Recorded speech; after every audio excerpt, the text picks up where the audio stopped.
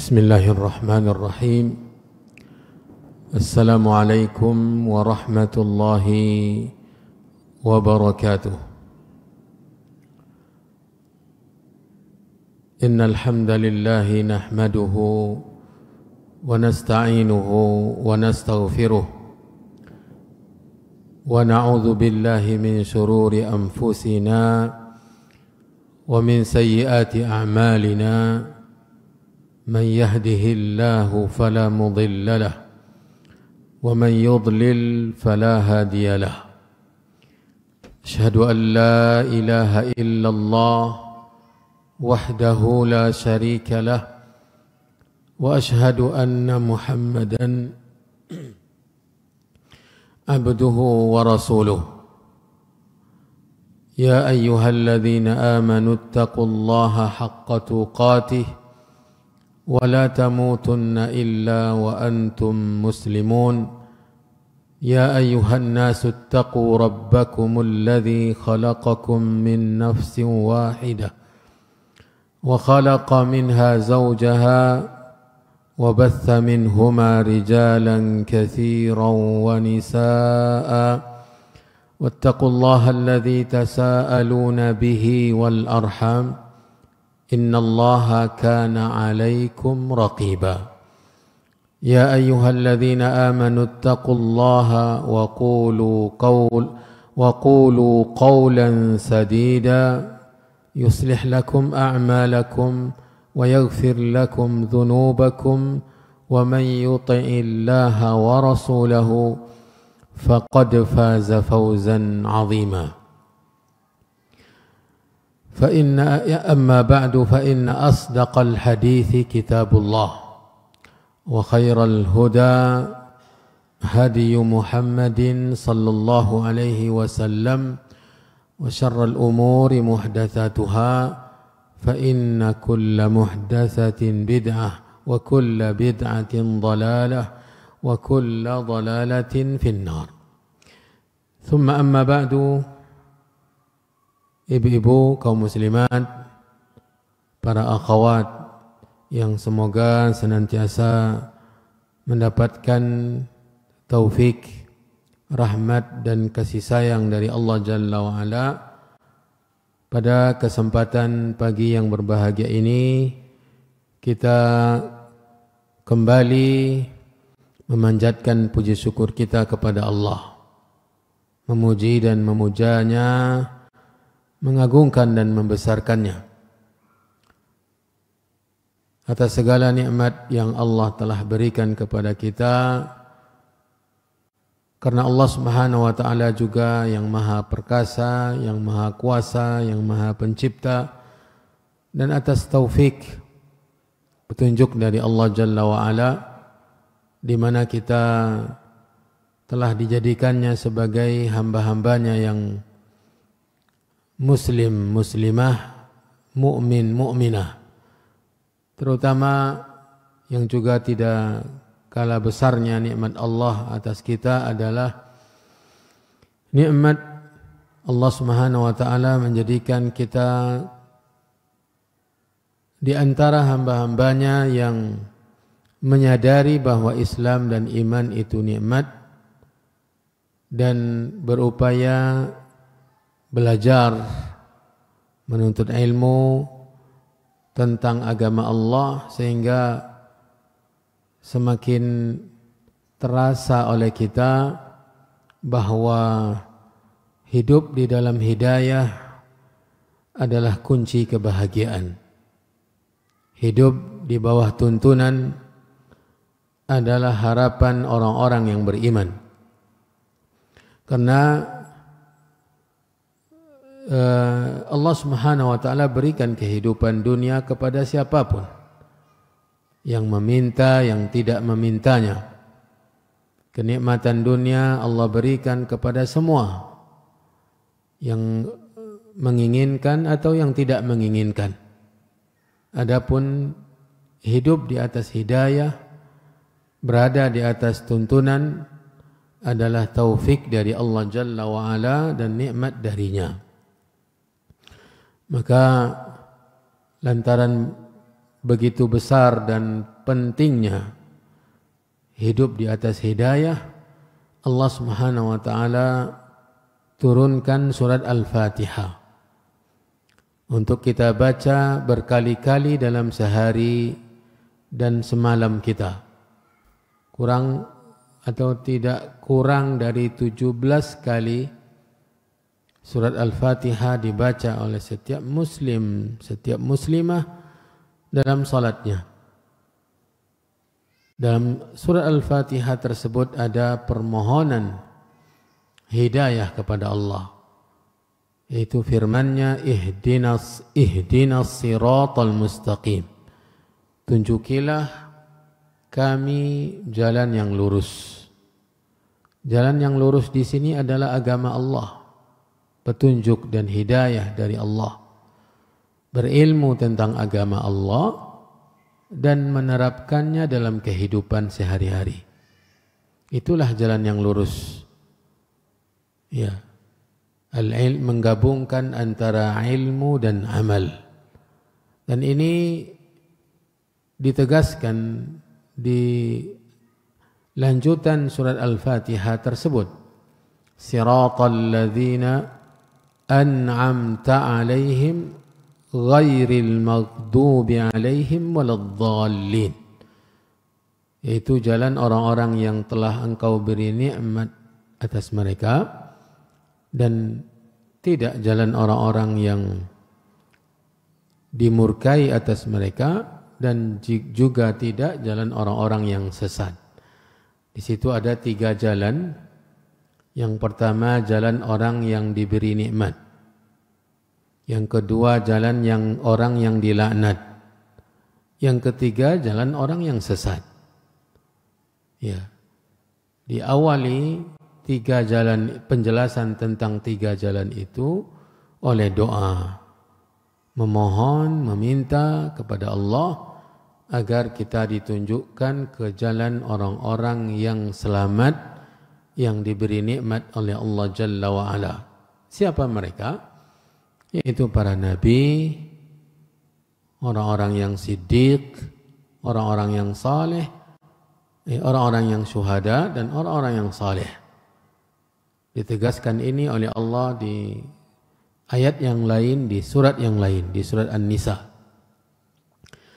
Jadi ibu-ibu yang dirahmati dan dimuliakan oleh Allah, kita bersyukur Allah Subhanahu wa taala masih menjadikan kita orang-orang yang menyadari Islam dan iman nikmat dan mempelajarinya untuk diterapkan dalam kehidupan kita sampai akhir hayat.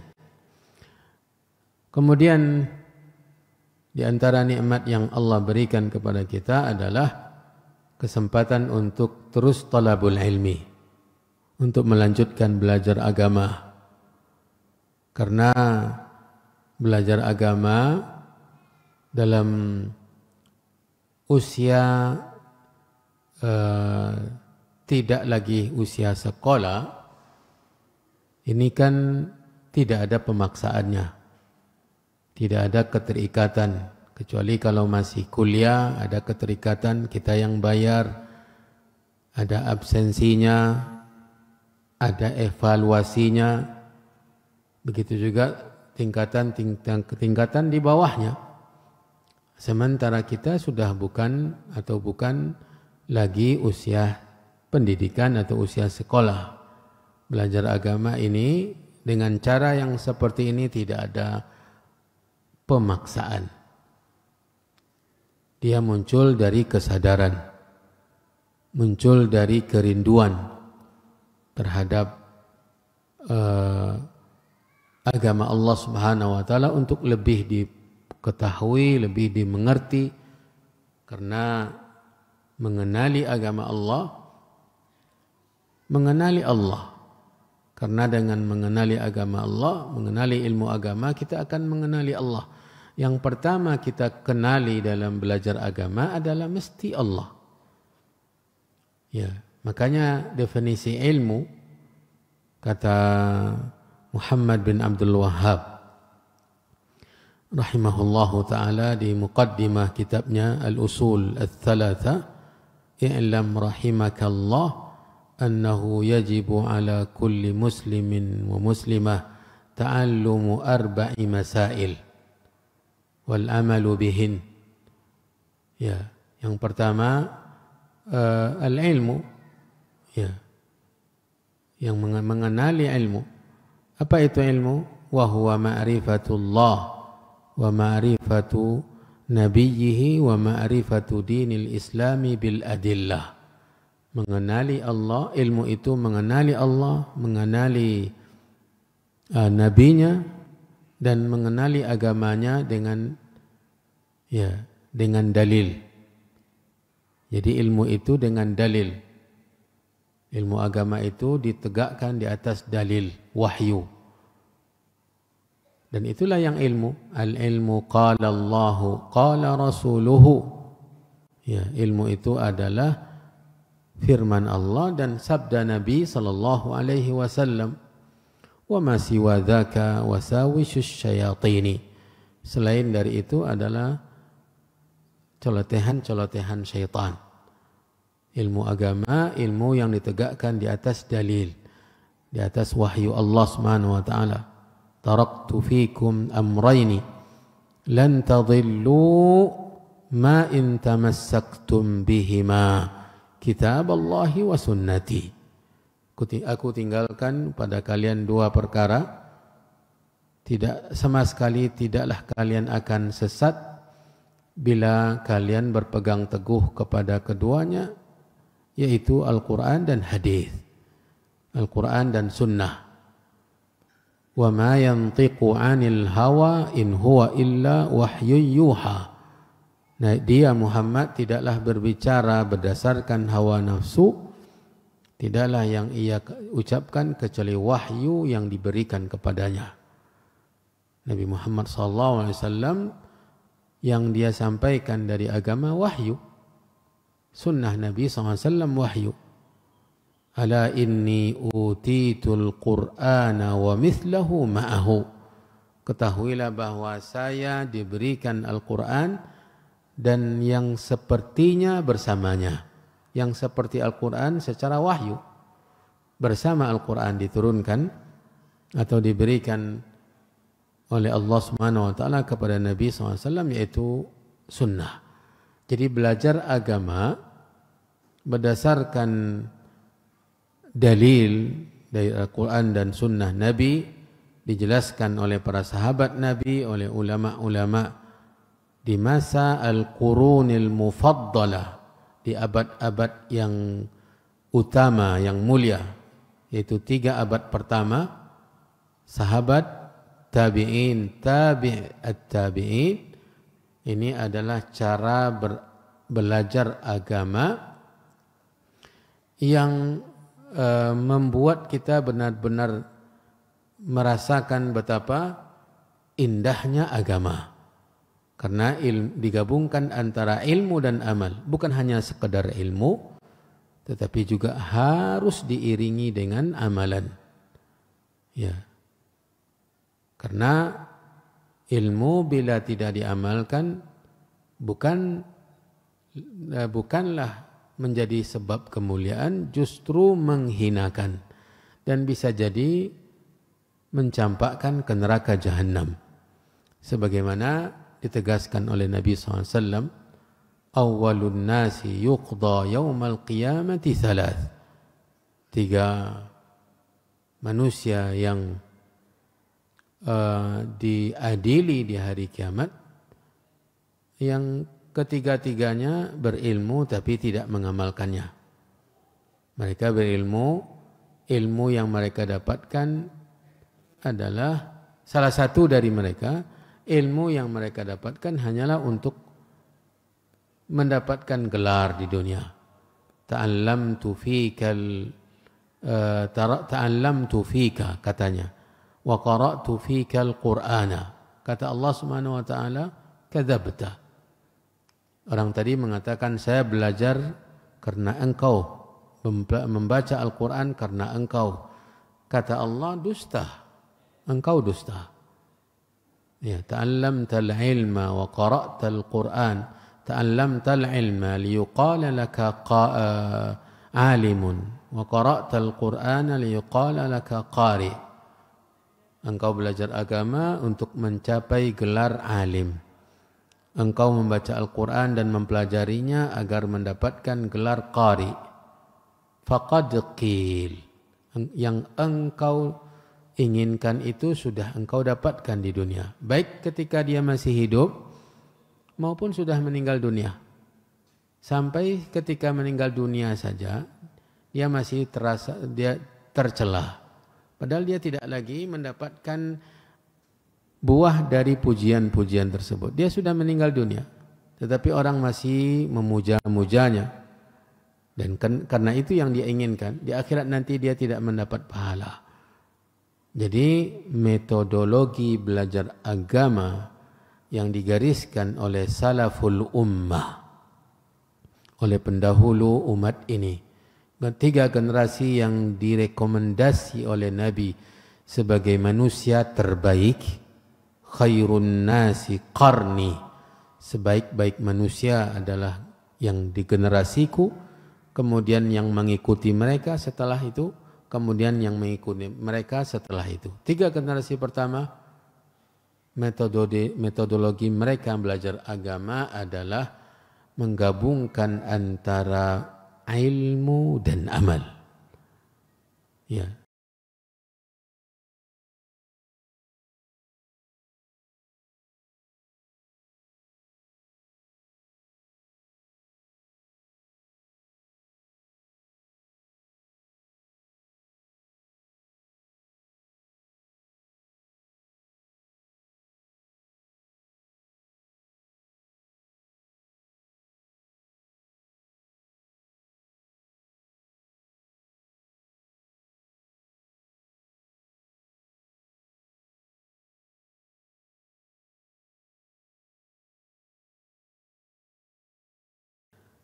Disebut-sebut di hadapan kita alaihi salatu wassalam.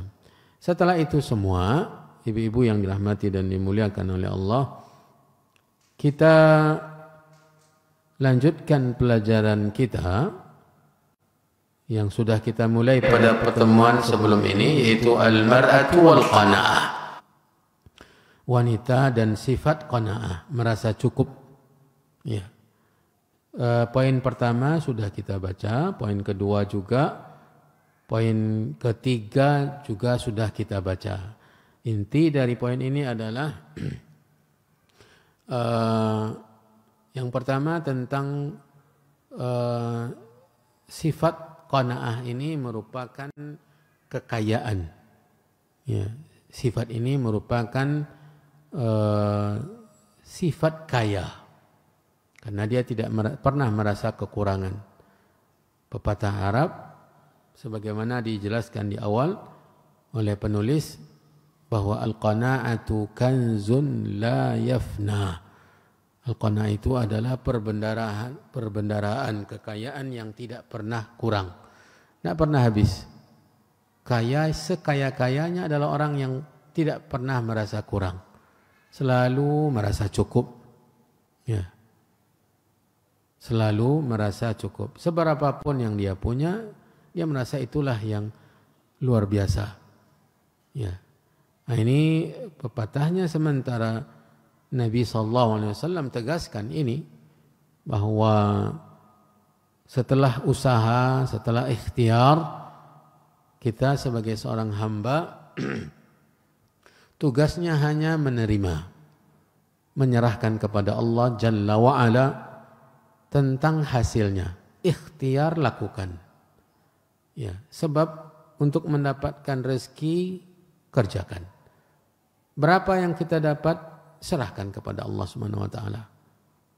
Terkadang kita dapat cukup, terkadang sebenarnya kurang, terkadang bisa jadi lebih. Ya, terkadang bisa jadi lebih dari ukuran kebutuhan kita. Yang kedua, ya, engkau bila memiliki sifat qanaah, maka pada hakikatnya, wahai wanita muslimah, engkau telah mendapatkan keberuntungan. Penulis menukilkan dari bawah di poin ini hadis Abdullah bin Amr bin Al-As radhiyallahu taala anhuma yang diriwayatkan oleh Imam Muslim, qad aflaha man aslama wa ruziqa kafafan wa qanna'ahu Allah bima atah. Sungguh kata Nabi telah beruntung, telah menang. Ya, siapa? Orang yang memiliki beberapa kriteria atau sifat. Yang pertama Islam. Aslama yaitu mengislamkan wajah, patuh kepada Allah.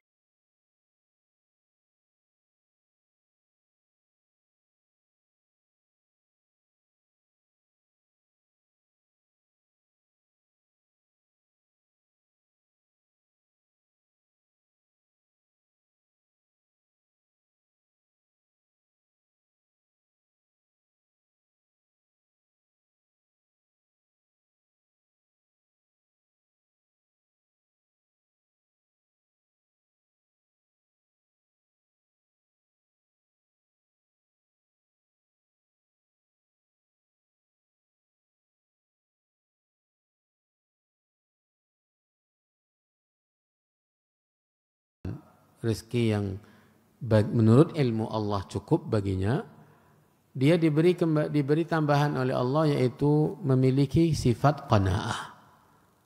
Allah menetapkan ukuran rezeki yang diberikan oleh Allah kepadanya cukup, dan dia mengenali itu, memahami, menyadari bahwa yang diberi oleh Allah itu cukup. Itu yang qanaah. Nah, 3 karakter ini bila didapatkan, dimiliki oleh seseorang, maka dia didoakan oleh Nabi keberuntungan.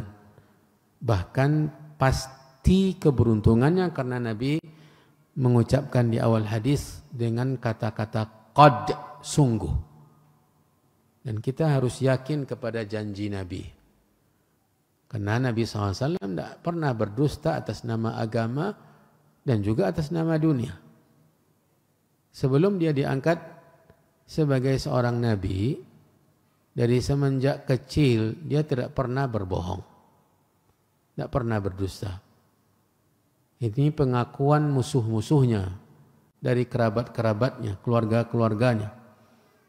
Ketika Nabi SAW mengumpulkan mereka setelah jadi nabi, diperintah oleh Allah Nabi Muhammad SAW untuk mengingatkan, mengajak kerabat-kerabat, keluarga-keluarganya untuk mentauhidkan Allah, untuk mengimaninya sebagai seorang Rasul, untuk mengikutinya agar mentauhidkan Allah Jalla wa'ala. Dikumpulkanlah mereka oleh Nabi di Bukit Sofa. Nabi ketika itu masih berumur 40-an. Ya. 40 tahunan. Ya. Setelah diangkat jadi Nabi, beberapa tahun setelah itu diangkat sebagai seorang Rasul, diperintah oleh Allah Nabi untuk memberi peringatan kepada karib kerabat keluarga besarnya. Dipanggillah pamannya, bibinya, yang lain-lain, suku-suku Bani Hashim, Abdul Manaf dan yang lainnya. Mereka semuanya ternyata memenuhi undangan Nabi, panggilan Nabi. Berkumpullah mereka di atas Bukit Sofa. Setelah berkumpul mereka semua, Nabi SAW memberi muqaddimah. Ya, tentunya mengucapkan terima kasih atas kepercayaan memenuhi undangan. Padahal yang datang itu kan paman-paman beliau.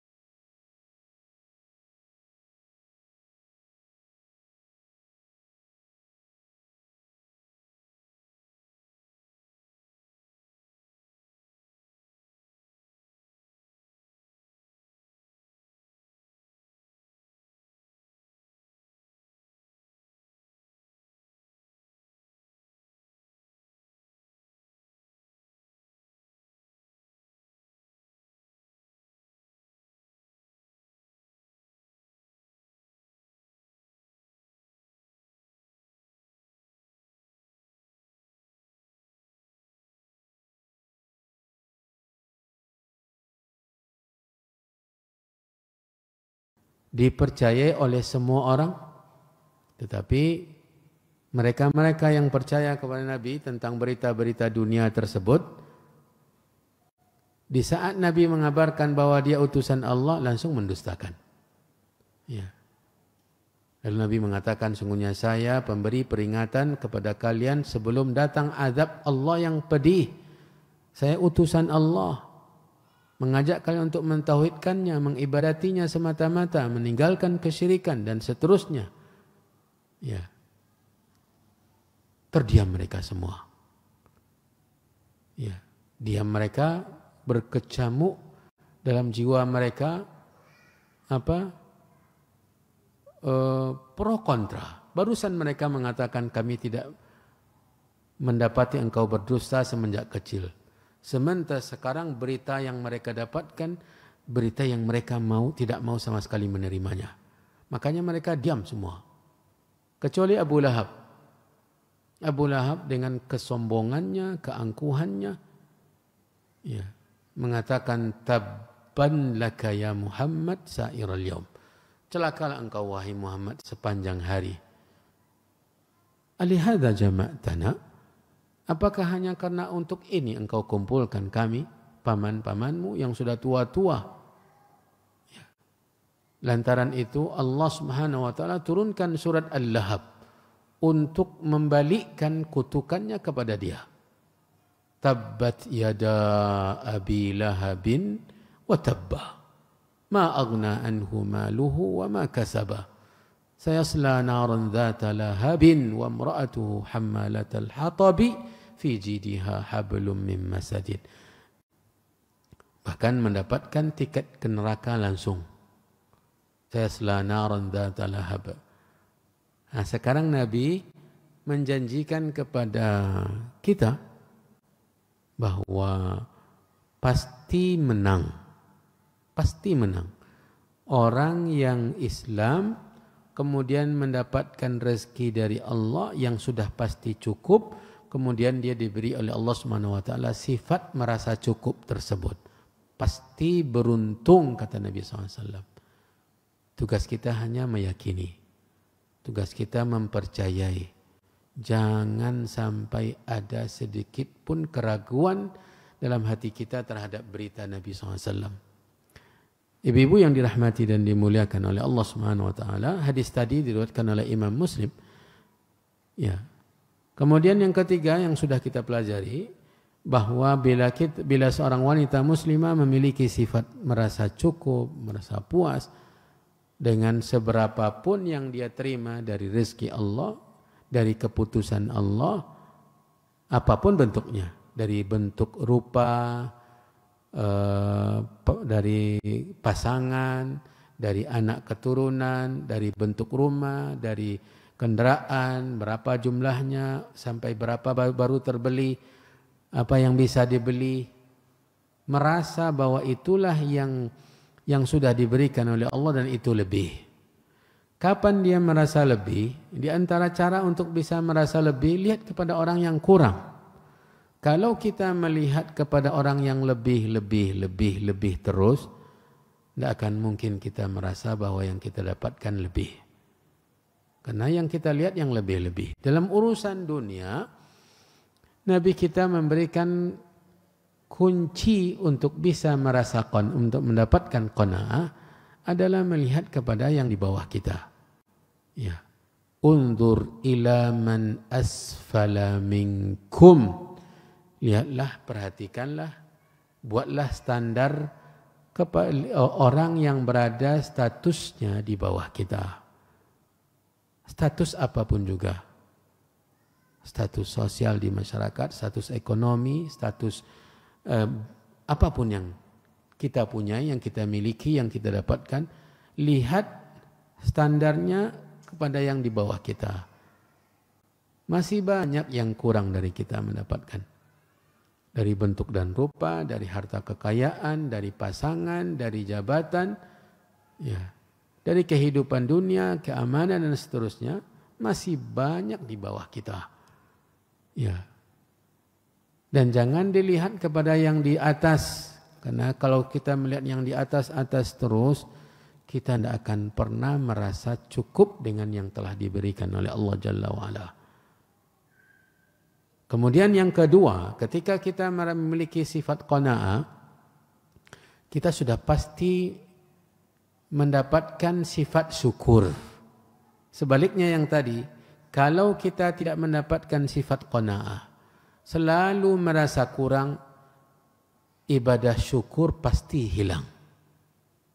Ibadah syukur pasti tidak akan kita dapatkan. Karena kita tidak pernah merasa lebih diberikan oleh Allah. Karena syukur itu kan ketika merasa diberi, dan diberi lebih. Yang sebelumnya tidak punya diberi. Seharusnya kurang, sebelumnya kurang diberi lebih. Rasa mendapatkan kelebihan inilah baru memunculkan rasa syukur. Kalau tidak merasakan itu, justru merasa kurang terus, tidak mungkin bersyukur. Dan juga jauh dari kesabaran. Padahal dua sifat ini adalah kunci kebahagiaan. Syukur dan sabar kunci kebahagiaan. Ya. Dan itulah kelebihan orang yang beriman. Sampai-sampai Nabi mengagumi keadaan orang yang beriman. Bahkan dalam riwayat lain Allah Subhanahu wa ta'ala mengagumi. Ya, Allah Subhanahu wa ta'ala mengagumi. Nabi mengatakan ajaban li amril mu'min. Benar-benar mengagumkan keadaan orang yang beriman, urusan orang yang beriman. In asabathu sarra syakara fakana khairan lah. Jika dia mendapatkan kebaikan, kesenangan, kelapangan, rezeki, apapun yang menyenangkan, dia bersyukur. Dan itu pahala baginya, kebaikan yang ditulis untuknya. Sebaliknya, wa in asabathu darra sabara fakana khairan lah. Jika ia ditimpa keburukan, mendapatkan ujian, kesusahan dalam hidup, ya, kesempitan, dan macam ragam. Dia bersabar dan itu pahala dan kebaikan yang dituliskan untuknya. Perhatikan, dalam sebagian riwayat Nabi mengatakan walaisa dzalika illa lil mu'min. Itu tidak akan ada kecuali pada orang yang beriman. Jadi ibu-ibu, kalau kita punya sifat qanaah, merasa cukup dengan yang sudah diberi, ya, ini yang pertama memunculkan rasa syukur, ya, dan bersabar dengan yang kita punya. Bukan berarti, ini catat baik-baik, bukan berarti sifat qanaah ini kita tidak boleh mencari lebih. Ya. Kita tidak boleh menambah, bukan. Ini adalah amalan hati. Amalan hati. Jangan dikira bahwa maksud dari perbincangan kita adalah tidak, kalau sudah dapat ini tidak perlu bekerja lagi dan tidak boleh nambah lagi, ya, tidak boleh nambah gaji lagi, tidak boleh nambah pekerjaan yang lain, tidak boleh lembur, tidak boleh nambah kendaraan yang lain. Tidak, bukan itu maksudnya. Ini maksudnya adalah yang dicela dalam ini yang tidak punya sifat qanaah adalah ketika yang ia dapatkan dia merasa tetap kurang dan bisa jadi berprasangka buruk kepada Allah. Ketika ada tuntutan untuk memberi, untuk berinfak, bersedekah, menderma, dia mengatakan saya saja belum cukup. Ya, untuk makan sehari-hari saja saya masih susah. Hutang saya pun belum terlunasi. Nah, ini yang tercela. Yang tercela. Atau orang yang sifat tamaknya membuat yang meninggalkan tugas-tugas agama. Ini juga tercela. Yang dikorbankan ketika mencari lebih, tambahan, yang dikorbankan adalah perintah-perintah agama. Terkadang juga melanggar larangan-larangan agama demi mendapat lebih. Demi mendapatkan yang lebih, dia tidak peduli dengan larangan agama. Yang penting dapat. Makanya dalam motonya orang-orang materialistis adalah al-halal itu adalah ma halla biyadik. Al-halalu ma halla biyadik. Semua yang bisa sampai ke tanganmu dari rezeki, harta, apapun caranya halal. Kalau yang bisa kamu dapatkan, apapun caranya, itu halal menurutmu. Ya. Yang haram itu adalah ma hurrimta minhu. Apa yang tidak bisa kamu dapatkan dengan berbagai macam cara, itu haram menurutmu. Yang halal itu yang bisa kamu ambil, yang bisa kamu dapatkan, apapun caranya, dengan menipu, dengan mencurangi, dengan riba, dengan apapun juga, itu yang halal. Ini prinsip orang yang materialistis, dan ini yang tercela, dan ini di hadapannya bahaya besar. Dibukakan pintu neraka di hadapannya. Ya. Apalagi kalau setelah punya harta, tugas-tugas agama tidak lagi diindahkan. Dengan harta, zakatnya tidak dikeluarkan, yang haram terus dikumpulkan. Ini adalah mengumpulkan api neraka untuk membakar kita nanti di akhirat. Ya. Allah Subhanahu wa taala mengancam, walladzina yaknizuna adh-dhahaba wal fiddah. Orang-orang yang menumpuk-numpuk emas dan perak. Wala yunfiqunaha fi sabilillah. Fabashshirhum bi'adzabin alim.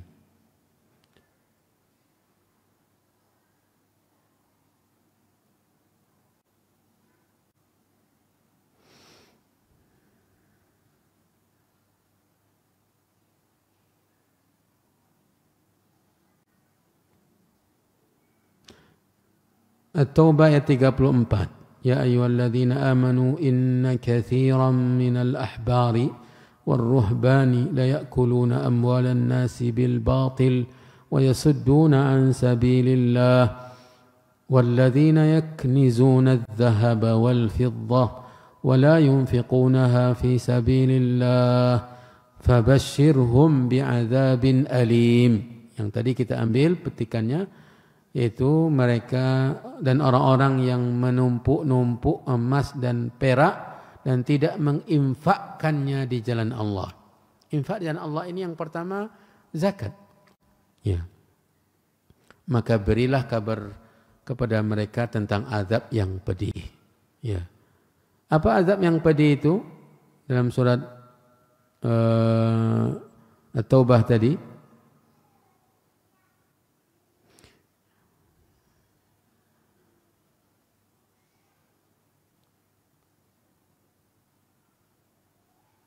Yauma yuhma, ayat 35, lanjutan dari ayat tadi. Yauma yuhma 'alaiha fi nari jahannam. Jadi harta itu yang akan menjadi sarana untuk menyiksa. Dijadikan oleh Allah untuk menyiksa.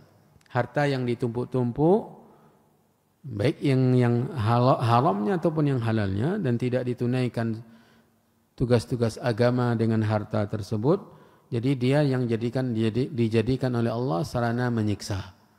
Yauma yuhma 'alaiha, pada hari di mana harta tersebut, emas dan perak tadi, dibakar di neraka jahanam. Dibakar di api neraka jahanam. Kemudian fatuqwa biha jibahuhum, dipanaskan emas dan perak tadi, kemudian disetrikakan ke wajah-wajah mereka, kening-kening mereka, punggung-punggung mereka. Ya. Kemudian dikatakan, sudahlah disiksa dengan siksaan yang seperti itu. Kemudian dicela dengan kata-kata, hadza ma kanaztum li anfusikum. Inilah yang kalian dahulu tumpuk-tumpuk, yang kalian timbun-timbun, yang kalian tidak tunaikan kewajiban-kewajibannya. Ibu-ibu yang dirahmati dan dimuliakan Allah Subhanahu wa taala, Jadi qanaah melahirkan sifat syukur. Qanaah juga yang menghasilkan sifat sabar. Ya, makanya tidak ada perbendaharaan yang lebih mengayakan kita kecuali qanaah. Ya. Kemudian kita masuk ke pelajaran yang baru. Poin yang keempat, wa idza asbahti aminatan minal khawfi fi nafsiki qad afakillahu fi jismiki qad afakillahu fi jismiki wa indaki qutu yaumiki. Kata beliau, dan bila mana di suatu pagi, wahai wanita muslimah, engkau mendapat rasa aman. Merasakan aman seaman-amannya. Tidak ada yang dikhawatirkan. Tidak ada yang dicemasi. Tidak ada yang ditakuti. Kemudian badanmu sehat. Qad afakillahu fi jismiki. Tidak ada yang dirasakan di badan itu sakit. Kemudian yang ketiga, wa indaki qutu yaumiki. Di dapurmu ada makanan untuk dimasak, walaupun hanya untuk 1 hari. Untuk 1 hari itu. Kalau engkau memiliki 3 hal tersebut, kata penulis, fa anti fi khairin azim. Maka engkau benar-benar berada dalam kebaikan yang besar. Engkaulah orang yang terkaya. Wa ka'annama jumi'at lakid dunya. Kayamu itu seakan-akan dunia ditumpukkan di hadapanmu. Dikumpulkan di hadapanmu.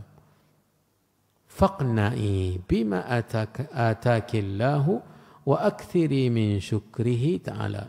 Maka qana'alah engkau dengan apa yang telah Allah berikan kepadamu dan perbanyak syukur. Perbanyak syukur. Apa itu syukur? Merasa bahwa kita menerima, kemudian puji Allah SWT atas segala pemberiannya, kemudian gunakan yang telah diberi untuk mentaati pemberi, untuk mematuhi pemberi.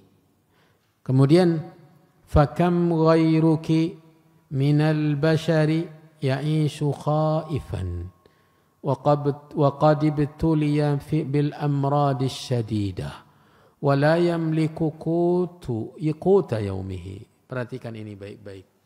Ini yang tadi kita ingatkan, bahwa melihat kepada keadaan yang orang-orang yang di bawah kita.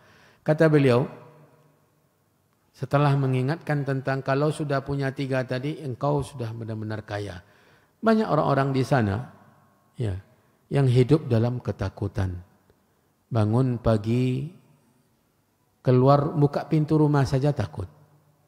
Di luar rumah suasana mencekam. Apalagi kalau masih terdengar desingan-desingan peluru, suara dentuman-dentuman ledakan. Ya. Walau di hotel, walau di rumah mewah, tetapi ini mencekam. Hening, suasana seakan-akan kota mati. Ada yang seperti ini? Ada. Ya, ada. Kondisi yang seperti ini. Walau penuh dengan kenikmatan tetapi tidak aman. Ada lagi waqad ibtuliya bil amradis syadidah. Ada orang yang makanan banyak, aman juga. Cuma dia tidak bisa bangkit dari tempat tidurnya. Sakit. Terbaring di rumahnya. Sementara selang impus masih ada. Ya. Tidak bisa bergerak. Digerakkan oleh orang lain. Kalau mau sholat diwudukkan, itu di rumah, didatangkan tenaga medisnya ke rumahnya. Apalagi yang di rumah-rumah sakit.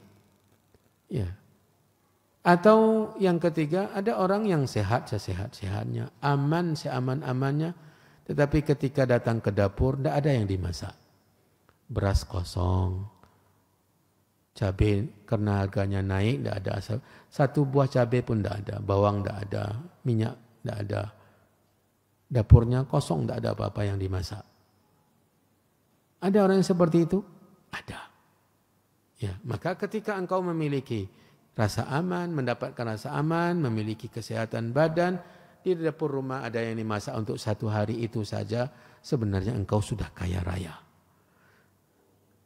Ibu-ibu yang dirahmati dan dimuliakan oleh Allah, di sini penulis membawakan hadis li hadithi Salamah bin Ubaidillah ibn Mihsan al-Ansari an Abi, yaitu hadis Ubaidullah ibn Mihsan al-Ansari radhiyallahu an, qala Rasulullah sallallahu alaihi wasallam, man asbaha minkum mu'afan fi jasadih aminan fi sirbih indahu qutu yaumihi faka'annama hizat lahud dunya.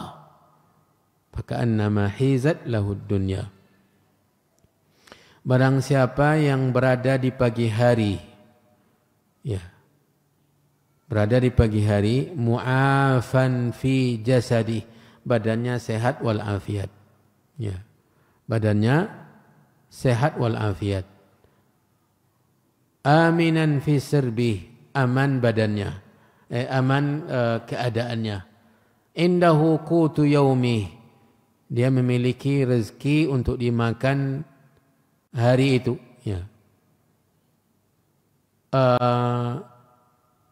Faka'annama hizat lahud dunya, maka seakan-akan digulungkan kepadanya dunia dengan kekayaan-kekayaannya. Berarti dia orang yang terkaya.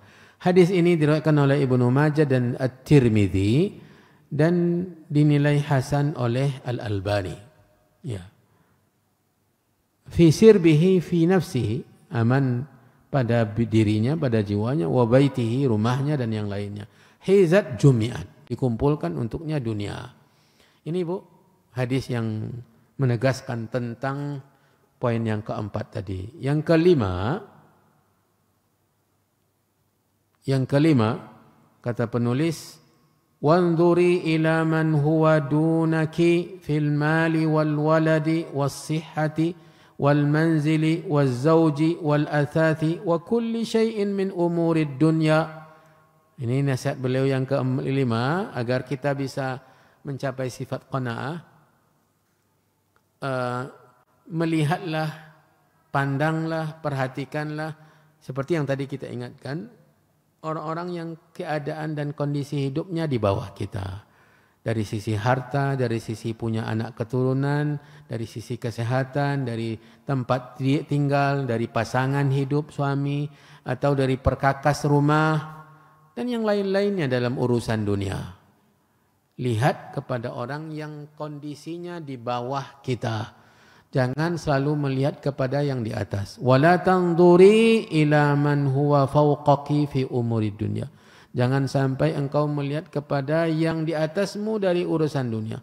Si fulan sudah 2 sofanya di rumah. Fulana, tetangga. Saya masih 1 saja. Atau motornya sudah 2. Tambah lagi sekarang. Atau kita masih punya 1 orang anak yang tetangga sudah lahir anak keduanya. Lahir pula anak ketiganya.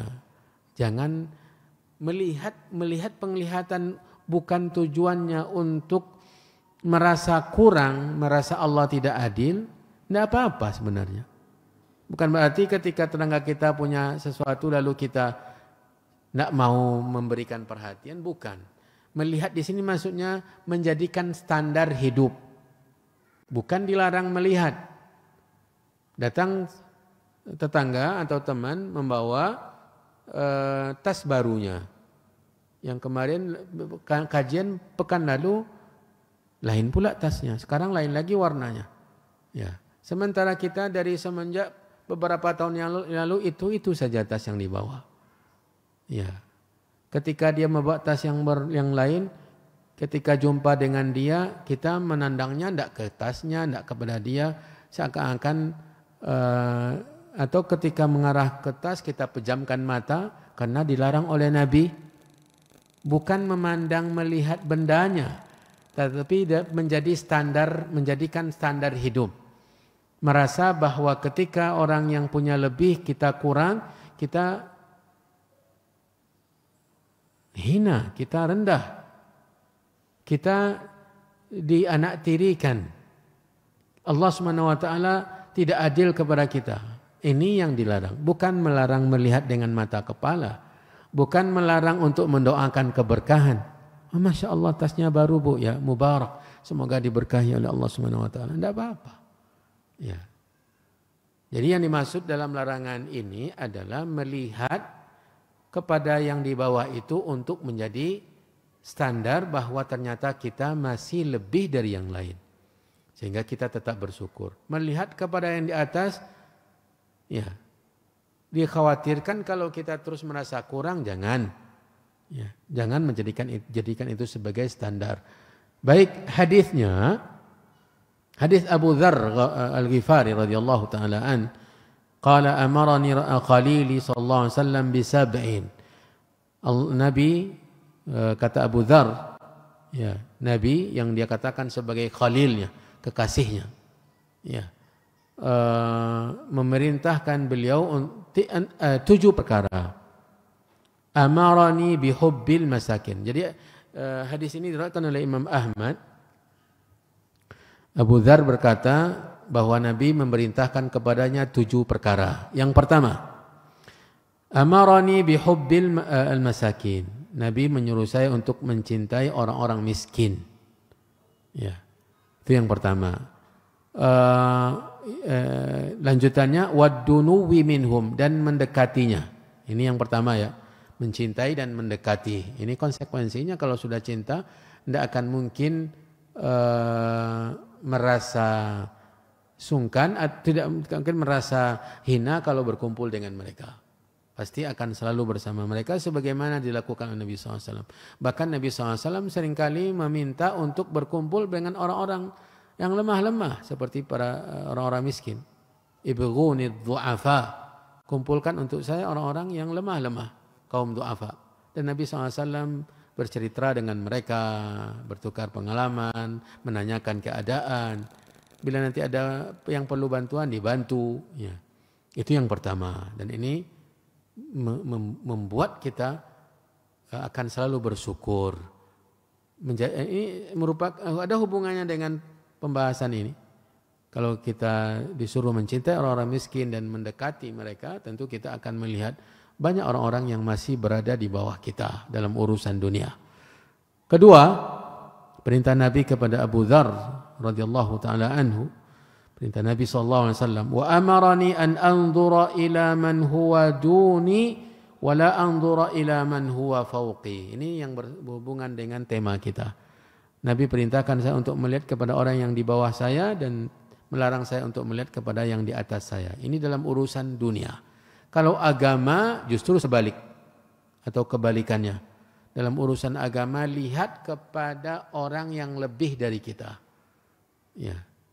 Jangan misalnya kita diingatkan tentang sholat, ya, sholat tarawih atau sholat fardu saja. Lalu kita katakan, fulana saja tidak sholat malah. Nah, jangan jadikan mereka sebagai standar. Kita lihat kepada orang yang lebih dari kita agar kita menirunya, mencontoh dan menauladaninya. Yang ketiga, wa amarani an aqula bil haqqi wa in kana murran. Nabi menyuruh saya untuk berkata yang benar walau terkadang dampaknya pahit atau akibatnya tidak baik. Mengatakan kebenaran, dan ini tentu dalam kaidahnya mempertimbangkan maslahat dan mafsadah. Ya. Mempertimbangkan maslahat dan mafsadah.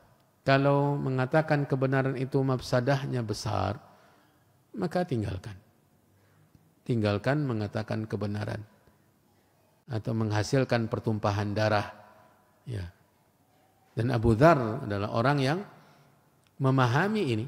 Ya, memahami kaidah ini radhiyallahu taala. Yang keempat, wa amarani an la akhafa fillahi laumata laim. Ini ada hubungannya dengan yang kedua yang sebelum ini, dan Nabi perintahkan saya untuk tidak takut tentang Allah, celaan siapapun yang mencela. Dalam urusan agama, dalam urusan ketaatan kepada Allah, dalam urusan prinsip beriman kepada Allah, jangan khawatirkan celaan siapapun yang mencela. Itu perintah Nabi kepada Abu Dzar. Yang keenam, Wa amarani an ukthira min qawli la haula wa la quwwata illa billah. Dan beliau memerintahkan saya untuk memperbanyak ucapan la haula wa la quwwata illa billah. Fa innahunna min kanzin tahtal arsh. Karena ini merupakan perbendaharaan yang tersimpan di bawah arasy Allah. Berarti mulia. Jadi mana yang ketujuh? Kalau kita ulang dari awal, mencintai miskin yang pertama, melihat kepada yang di bawah yang kedua, satu kurang. Wa amarani an asilar rahima wa in adbarat. Kita ulangi ya. Yang pertama diperintah Abu Dzar oleh Nabi SAW untuk mencintai orang-orang miskin dan mendekati mereka. Yang kedua Nabi memerintahkannya untuk melihat dalam urusan dunia orang yang di bawah. Dan jangan melihat yang di atas statusnya. Yang ketiga Nabi memerintahkan saya untuk menyambung rahim. An asilar rahim. Melakukan silaturrahim. Wa in adbarat walaupun yang kita sambung itu selalu hendak memutuskan. Karena menyambung itu kan yang putus disambung, bukan yang sudah tersambung disambung lagi, enggak. Ya. Karena kata Nabi, innamal wasilu man idza qata'aka wasaltahu. Orang yang menyambung itu yaitu ketika kerabatnya memutuskan dia menyambung. Itu perintah Nabi yang ketiga. Perintah Nabi yang keempat, wa amarani an as'ala alla as'ala ahadan syai'a. Ini juga tadi tidak sempat kita sampaikan. Dan Nabi memerintahkan saya untuk tidak meminta-minta kepada siapapun juga. Ya. An as'ala ahadan syai'an. Tidak meminta kepada seseorang apapun. Jadi diajarkan bagaimana jangan sampai meminta kepada manusia. Abu Dzar diajar oleh Nabi SAW. Itu yang keempat. 1, 2, 3, 4, 5. Ya, itu tadi mengatakan yang hak. Mengatakan yang hak walaupun terkadang akibatnya pahit. Yang keenam, ya, untuk tidak takut tentang Allah, celaan siapapun yang mencela. Yang ketujuh tadi, memperbanyak mengucapkan la haula wa la quwwata illa billah. Selesai. Ya. Ibu-ibu yang dirahmati dan dimuliakan oleh Allah,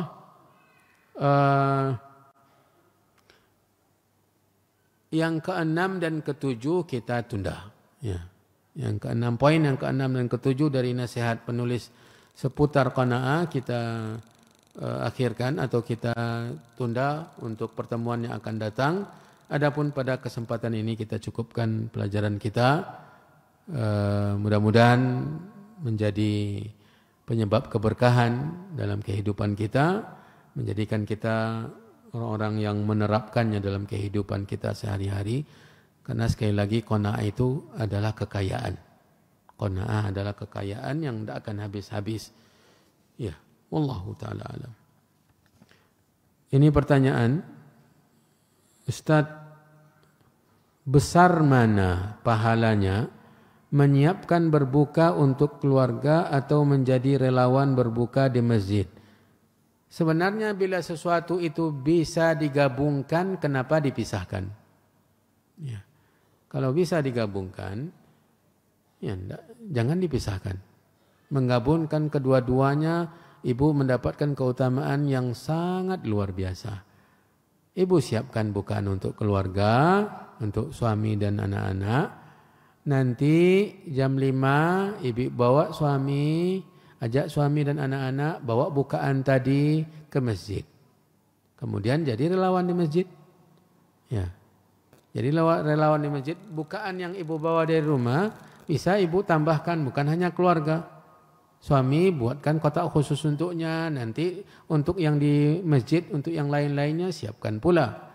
Bahkan ibu bukan hanya keluarga yang mendapatkan keberkahan dari santapan berbuka yang ibu siapkan, juga yang lain mendapatkan kesempatan. Ya. Sepertiga malam itu jam berapa? Dia tidak dihitung dalam bentuk jam. Sepertiga malam itu adalah malam itu dibagi 3. Antara selesai Isya, Ya, wallahu a'lam antara selesai Isya atau selesai atau maghrib. Tetapi taruhlah Isya ya, selesai Isya sampai masuk waktu subuh. Ya. Selesai Isya sekarang ini kira-kira jam 8. Kemudian subuh jam 5. Nah, bagi 3. Ya, bagi 3. Nah, yang sepertiga terakhir itulah sepertiga terakhir malam. Dan kalau kita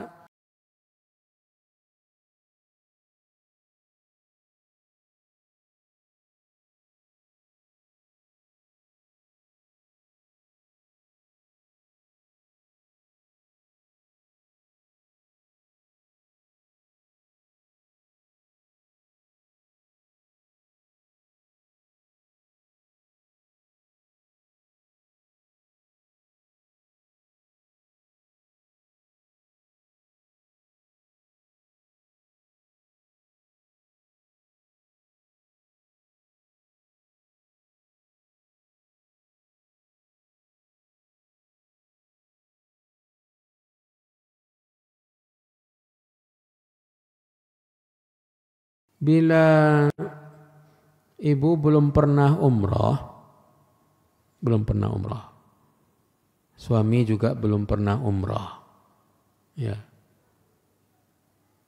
maka yang paling utama adalah ibu dan suami, karena harta sendiri, harta ibu dan suami. Berangkat dulu, kemudian berikhtiar lagi, setelah pulang nanti menabung lagi, bisa minta kemudahan dari Allah untuk bisa berangkat bertiga. Bila ibu dan suami sudah pernah umrah, ya, sementara kalau mertuanya mertua perempuan, ya, belum pernah umrah dan biaya yang digunakan adalah hasil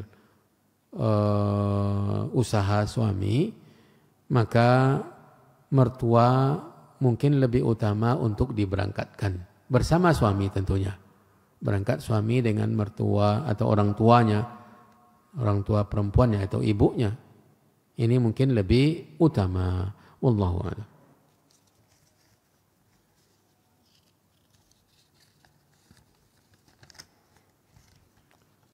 Assalamualaikum Ustaz. Waalaikumsalam warahmatullahi. Ana mempunyai tetangga yang berusia kurang lebih 65 tahun. Beliau suka sekali menggibahi dan menceritakan keburukan orang lain. Ana sudah menasihatinya, tapi beliau tak terima. Ana merasa berdosa setiap beliau menceritakan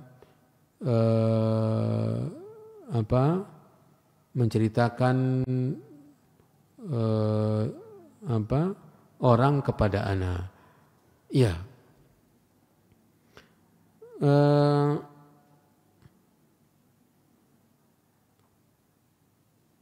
Yang pertama seperti yang telah ibu lakukan, ya, ibu nasihati terus, kemudian bila kedepannya dia menceritakan orang lain juga, ibu tegaskan saja, kalau masih cerita tentang orang lain, saya tidak siap meladeni. Ya, mohon maaf. Ya, mohon maaf. Kalau tidak bisa nasihati, maka ibu yang harus berhati-hati. Ibu yang mengkonter agar ibu tidak ikut serta mendapat dosa dengan mengatakan mohon maaf saya tidak meladeni pembicaraan tentang siapapun juga yang isinya adalah keburukan-keburukan mereka. Sekarang ana berusaha menjauhi dan tak mau lagi dekat dengan beliau dan sekarang ana dibilangnya sombong. Ya, makanya jangan dijauhi. Ya, ketika dia berbicara tentang orang, putuskan sampai di situ. Mohon maaf kalau tentang orang saya tidak meladeni. Ya, setiap kali dia mengatakan mohon maaf, ajak dengan masukkan materi-materi atau pembicaraan-pembicaraan yang lain. Kalau dijauhi, dia akan menambah dosa yang baru. Yang pertama itu tadi, membilang sombong. Padahal kita tidak sombong. Justru kita khawatir kita berdosa dan dia juga bertambah dosa. Nah, secara tidak langsung juga dengan cara menjauhinya kita bertambah dosa. Ingatkan bahwa ini tidak dibenarkan. Kemudian kalau dia masih berbicara kita putuskan dengan mengatakan saya tidak meladani kalau menceritakan keburukan orang lain. Ya. Nah, jadi jangan dijauhi. Nanti kalau dia dapat teman yang lain yang sesuai dengan dia, nanti akan bertambah dosanya. Ya, maka tetap berhubungan dengan dia, minimal ketika setiap kali dia berbicara ibu katakan mohon maaf, ya, saya tidak meladeni dalam urusan ini, dalam pembicaraan ini, pindahkan ke cerita yang lain. Ya. Wallahu a'lam. Sehingga berkurang pula dosanya. Ya. Dan ini termasuk ibadah. Ingkarul mungkar, mengingkari kemungkaran, salah satunya adalah menyebabkan kemungkaran itu berkurang. Ini berpahala. Wabillahi taufik. Berikutnya, Ustadz Al-Quran nanti di akhirat akan memberi kesaksian kepada kita. Apakah cukup hanya satu Al-Quran saja yang harus kita baca? Atau bolehkah membacanya dengan Al-Quran yang berbeda-beda? Karena kalau di rumah, ana pakai Al-Quran ukuran besar. Nanti saksinya juga besar ya. Dan kalau keluar bepergian, pakai yang kecil. Karena ringan untuk dibawa. Apakah dua Al-Quran itu akan bersaksi nanti untuk ana? Atau cukup satu saja yang wajib dibaca? Al-Quran akan menjadi saksi, ini benar sekali. Al-Quran puasa menjadi saksi, menjadi pemberi syafaat. Cuma yang perlu diluruskan, yang dimaksud dengan Al-Quran yang menjadi saksi ini adalah bukan mushafnya. Bukan mushaf Al-Qurannya, tetapi yang dibaca dari firman Allah Subhanahu wa taala tersebut. Ya, yang kita baca dari ayat-ayat Al-Quran. Dan Allah Subhanahu wa taala akan menghadirkan bacaan-bacaan kita itu nanti, yang sudah kita baca itu. Yang ayat-ayat Al-Quran yang sudah kita baca, yang sudah sekian kali khataman, yang satu surat sudah beratus-ratus kali, bahkan ribuan kali kita baca, itu yang nanti akan dihadirkan oleh Allah, bukan mushafnya. Bukan mushafnya. Sebagaimana juga puasa akan bersaksi, itu puasa yang kita kerjakan itu yang akan dihadirkan oleh Allah. Dan Allah Maha Kuasa untuk membentuk amalan kita. Bukankah Allah mampu membentuk amalan kita seperti orang yang sangat indah di dalam kubur sebagai teman manusia, bentuknya manusia. Kalau amalannya baik, maka dia datang dengan tampilan yang baik. Kalau laki-laki setampan-tampannya, seganteng-gantengnya. Kalau dia perempuan, maka teman perempuan yang secantik-cantiknya. Aromanya, harumnya luar biasa. Bawaannya senyum saja.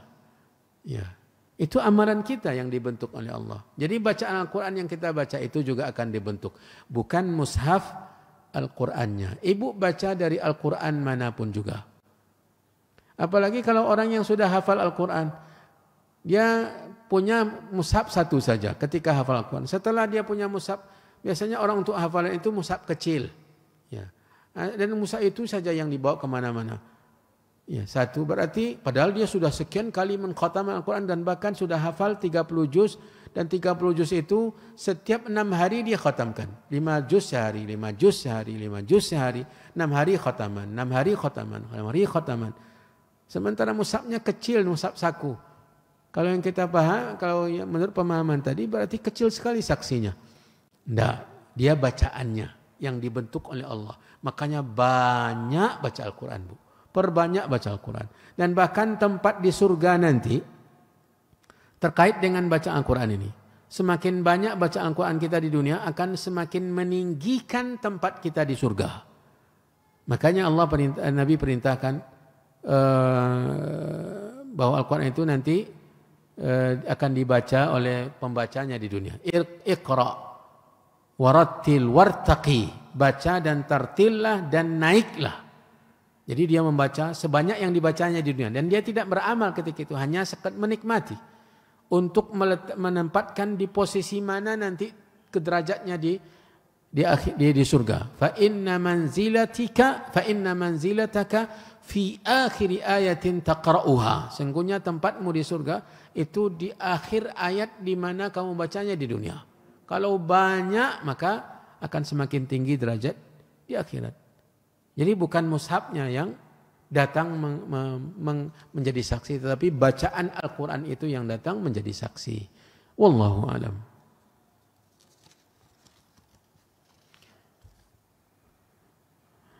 Masih banyak pertanyaannya.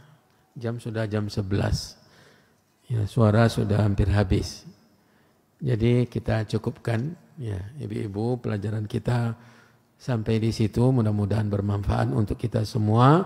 Mari kita lakukan persiapan-persiapan untuk menyambut bulan Ramadan dengan memperbanyak doa, meminta kepada Allah di waktu-waktu mustajab dengan tawassul dengan nama-nama Allah dan sifat-sifatnya, agar dipertemukan dengan bulan Ramadan dan kita dalam keadaan aman, dalam keadaan beriman, dalam keadaan sehat walafiat, dimudahkan oleh Allah untuk berbuat taat sebanyak-banyaknya ibadah dan amal saleh, dan semoga Allah Subhanahu wa taala memberikan kita ampunan dan pahala yang berlipat ganda. Wallahu a'lam wa sallallahu wasallam wa baraka wa an'am ala nabiyyina wa rasulina Muhammad wa ala alihi wa ashabihi wa man tabi'ahum bi ihsanin ila yaumiddin. Subhanakallahumma wa bihamdika asyhadu an la ilaha illa anta astaghfiruka wa atubu ilaik. Wassalamu alaikum warahmatullahi wabarakatuh.